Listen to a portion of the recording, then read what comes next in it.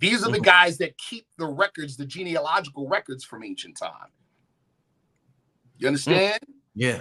They keep the records. He's the guy, among others, that can tell you who Jesus's brothers were, the historical Jesus, who his brothers were, who his wife was, how many children they had. You understand? Right. All right. So he, in his research, that's how I heard about the white pot of gold. So in he was talking about the apocryphal books, the book of Jasher and the book of Jubilees. These are books that the Roman Catholic Church said, "Nah, we ain't putting these in the Bible." Right? Well, guess what? It gives the identities of the title of the Hebrew God named El Shaddai. That's the God of the Lord of the burning bush, the God, quote unquote, that Moses met on the mountain. Well, guess who it was? The book of Jasher tells us who El Shaddai was. El Shaddai was Moses's father-in-law, Lord Jethro, the Midian sheik from the plains of Moab. Oh man, you going there tonight? This is real. You going there tonight? Oh, we ain't even got to the slides yet. You see what I'm saying? But yes, this is some real stuff. So, and again, I've said this before on your show before, cutting edge technology, stuff that's hidden today, that's, in other words, that's still undisclosed, is really ancient technology. Right. It's ancient. Yes. Okay. This is the theme. This is the narrative of this whole thing. Hey, I mean, shit, man, we could just talk for hours and hours and hours and hours. And days and weeks, man. You're oh man, this brother, I told him when I talked to him on the phone first, this brother's unique in that he's way beyond a YouTube, Instagram, TikTok scholar. Like, he's deep in these books, family, and in the organizations. So he's privy to information that majority of the world is not. I want to ask you this. Yes. What is the difference between because one organization, when I hear members talk from these organizations, they be dropping some shit. Yes, so I want to know, what is the difference between the Rosicrucians and the Knights Templar? What's the difference? Okay. Well, one of the things, let's take Knights Templar and let's take Rosicrucians. The biggest difference between the two is just time frame. Okay. So we're talking about a body of knowledge that passes from one group to another group to another group to another group. And each time it passed to a group, they may call themselves something different because of time, climb, nations, whatever. Right? All right. So the Knights Templar, first and foremost, what were they? They're Christian crusaders to protect, set to protect. They worked for the Pope and they worked for the Vatican. Right? And we know during the medieval era, who were they at war with? Our people. That's what they were at war with. When you look at the movie, The Kingdom of Heaven, that actually took place. You understand? That took place. Balian, and who was the star of the show, that all took place. But what they don't say, part of the narrative that we live under, is that they say, oh, no, those were Arabs. No, those were us. We're the original Arabs, just like we're the original Jews. Okay, that being said, this is what took place between the Templars and our forefathers. While on the surface there was fighting and conflict, there was under the surface a cross-pollination of information. And in short, brother, we initiated them. This is the truth. In short, we initiated them. But the initiation comes with obligation. They learned some things, and those things automatically made them very, very rich and wealthy, which is why the Catholic Church and the Vatican got at them. Because the Vatican got jealous and fearful of their power and their finance. That is where we get the whole Friday the 13th thing. Why? Because that was when they captured the Grand Master of the Templars, Jacques de Molay. That's when they captured him, and they tortured him. The Inquisition captured him, tortured him, and then finally burned him at the stake on Friday the 13th. All right. The institution of Freemasonry, from the European standpoint, the institution of Freemasonry came from the Templars. Now, as it relates to Rosicrucianism, right? I'm going to give everybody a very simple analogy. Santeria is what, people? Is it Roman Catholicism? No. It is West African spirituality disguised under Roman Catholicism. Mm-hmm. Rosicrucianism is the science, the spiritual science of our forefathers disguised under Christian motifs. Damn. That's it. Boom. The head of the legendary founder of the Rosicrucian order, Christian Rosencreutz, learned in Fez, Morocco, and Damascus and Egypt. That's where he learned. That's their history. Love it, man. Wow. Y'all hear that, man? We have to learn to recognize our stuff. Right. We've been taught to despise our own face. Yeah. See? We've been taught to despise our own stuff. Man, I'm glad you broke that down. I've been wondering that because I'm like, I resonate with the Rosicrucian and the shit that they be kicking when they be up there talking. I'd be like, damn, these dudes are sharp with this information. I'm gonna give another analogy, right? In your neighborhood, there was always that cool, pale, quote unquote white boy, right? Mm-hmm. Why do we call him cool? Because he really wasn't acting. He was really that guy. Mm-hmm. Because all he did was grow up around us. Right? Mm-hmm, mm-hmm, you know what I'm talking about? Yeah. Oh, yeah. There you go. And so, bro, that's what Rosicrucianism is. Excellent. Glad you broke it down like that. It looks a particular way, but it feels like home. Yeah. That's why I said I resonate with it. I'm like, but I don't see our faces there, so I'm confused. I'm like, damn, this information sounds good. But I don't see my right. Yeah. The Inquisition was set in place to steal our forefathers or take our forefathers' wealth and power, and at the same time erase the way we thought. It was terrorism. It was to terrorize us out of our thinking, our narrative, the old world narrative. That is why they went after the Merovingians, the Roman Catholic Church. That's why they went after basically the offspring of Jesus and the family of Jesus. That's why they went after them. This is part of their history, right? That's why they went after the Gnostics, of which the Rosicrucians are part of. That's why they went after them, because it was to kill our way of thinking. Real quick question: Do you believe in reincarnation? Like we have multiple incarnations? Our forefathers believed it. Our forefathers believed it. Okay, absolutely. Do you think the man we call Jesus is reincarnated right here on this planet at this time? Absolutely. Okay, hold on, listen. I'll put it like this. Do I believe that he in the physical is reincarnated? It's possible. Yeah. It's possible. But did he did he return? Yeah, he returned. Hold on. You want to know the real listen.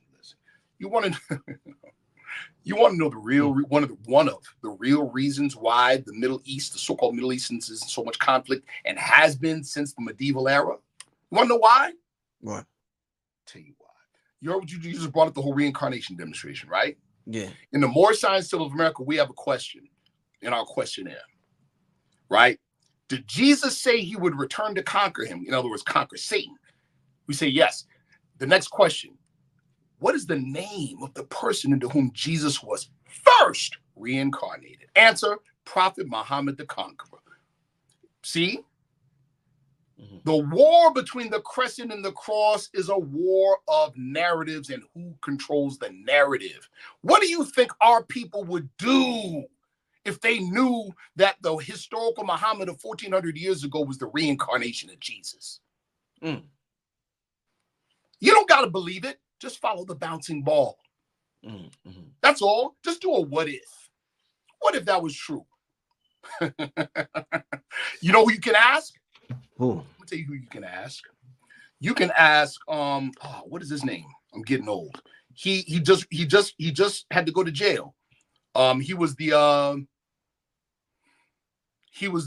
head of Breitbart and Steve Bannon.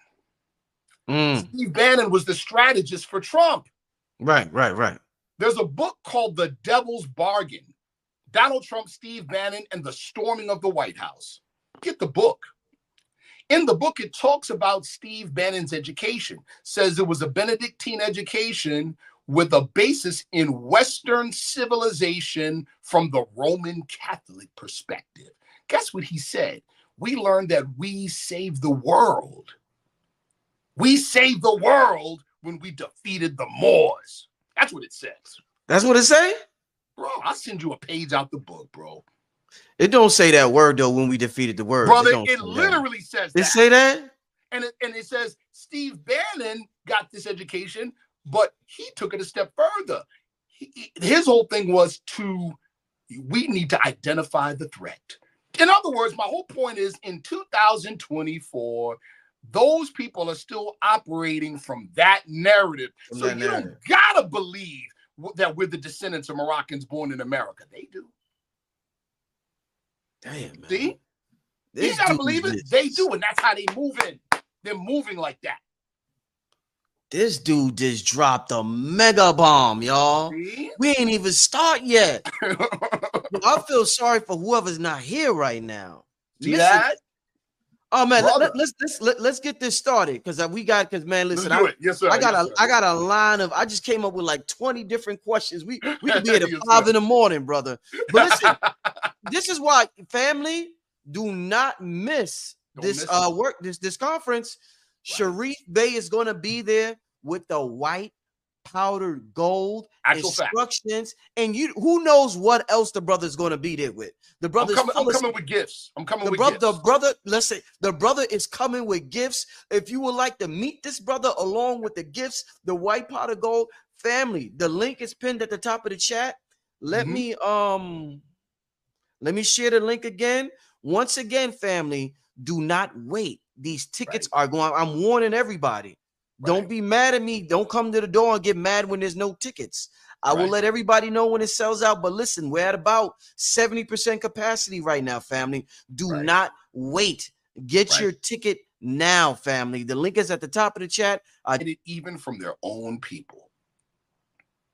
There's a European by the name of Albert Schutz who wrote a book back in the early 80s. The book is called Call Adonai, and it is literally a book on the operative side of Kabbalah. But he tells himself in his book that he couldn't get it from his own countrymen. His own countrymen would not share the operative side of Kabbalah with him. So he had to think about it and go, wow, why are they so secretive? Well, because the quote unquote Jews were persecuted. Okay, fine. When was there a time when they were not so persecuted? Guess what he came up with? What he knew from his own history.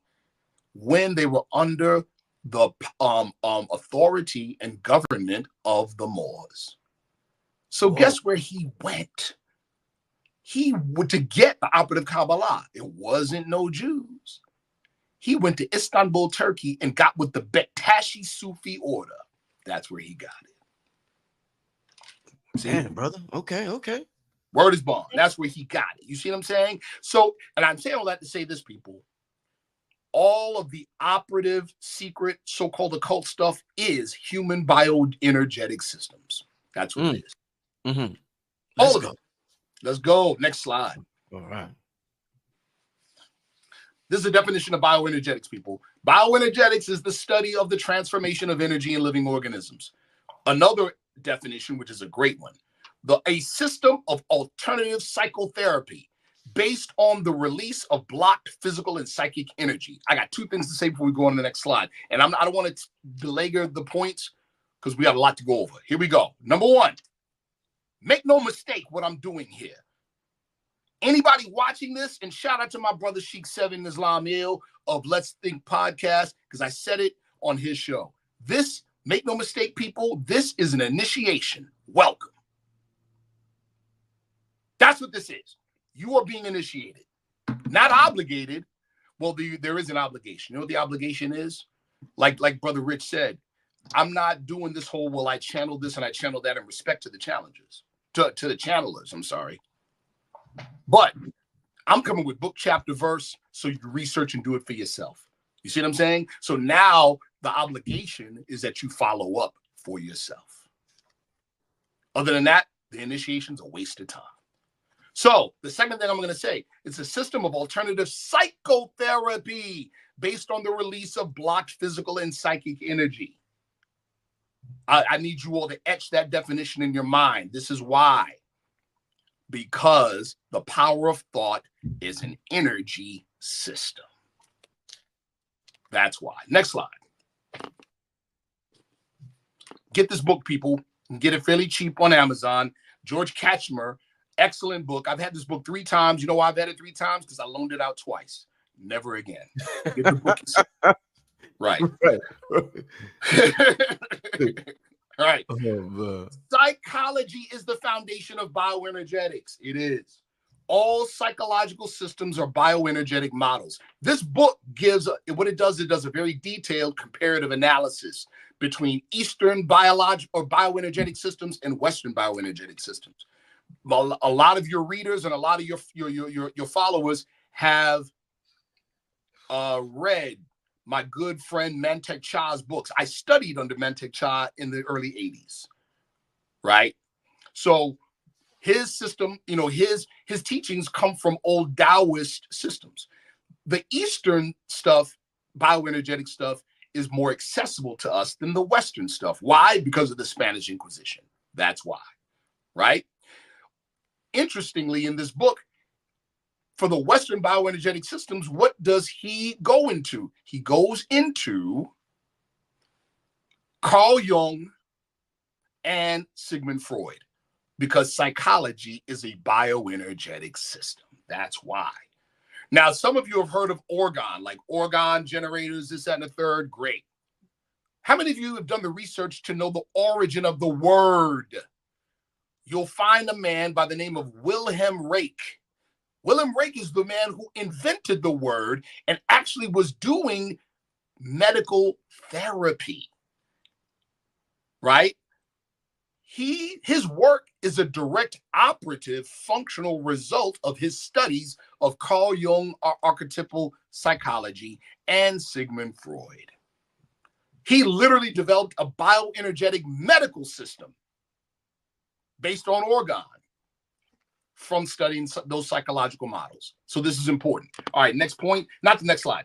Directed consciousness leads and guides bioenergy. That is a standard across the board. Again, like I said, this is an initiation, people, because what I'm doing is giving you the mechanics, okay? The mechanics. Yes, he was in New York City. That's right. That's right. I'm giving you the mechanics of rather, minus the culture, minus the, you understand why? So when you recognize the mechanics, you can see it in whatever system it is. Okay. Consciousness is a bioenergy source. It is. How many of you have ever done exercise? Follow me. How many of you done exercise, like real exercise, and you were at a point where you were smoked. You felt like you were about to throw up. Your body's about to give out. And somebody was coaching you and they were barking in your ear and they said, give me one more. And one more came out, didn't it? Yes, sir. Yes. But your body was smoked. Where did the energy come from? See my point? See my point? I could do 100. I said this on a previous show. I do 100 push-ups. I do 100 push-ups every morning. I do 100 push-ups. Okay. It's not the 100 push-ups that make me stronger, people. It's the last 5. The other 95 get my body to a point where I switch over so that consciousness then dictates what happens to the flesh. Shit. Get it? See? Yeah. That's how this works. Consciousness is higher than the thought faculty. This is a big secret. Let me say it again. Yeah, well, wait a minute, Brother Sharif. I thought thought was the cause of it all. Thought is the cause of all things material. Yes. Yes. It is the cause of all things material, but consciousness is higher than thought. Let's do a quick exercise, everybody. I want all the viewers to do this. Close your eyes. Think of something that made you angry. Now, think of something that made you laugh out loud. All right. Open your eyes. First question. Did you observe your anger just now? Yes. Second question. Did you observe your happiness? Yes. Here's the third question. What part of you did the observation? See? See? The fact that you can observe your own thoughts means there's a part of you higher than the thought process. See that? Okay. Consciousness is higher than thought. Here's more proof. Ready? Nobody doubts that sperm cells have intelligence. Sperm cells don't got no brain, though. They don't think. There's your proof. Belief is a primary quantum operator. Belief is the quantum operator. I know a lot of people have a problem with that word belief. I know. I get it. I get it. But until you have proof, that's all you got. Until you know, that's all you got. And as a matter of fact, it's belief that led you to know. You can't disparage belief. Belief is powerful, people. Belief is powerful. It's belief. And when I say belief is the primary quantum operator, I'm getting that from quantum physics. It's quantum physicists who are not religious who say that. Right. Human belief, in other words, focused human consciousness on a probability, is what enables the probability in wave function to collapse into an event, into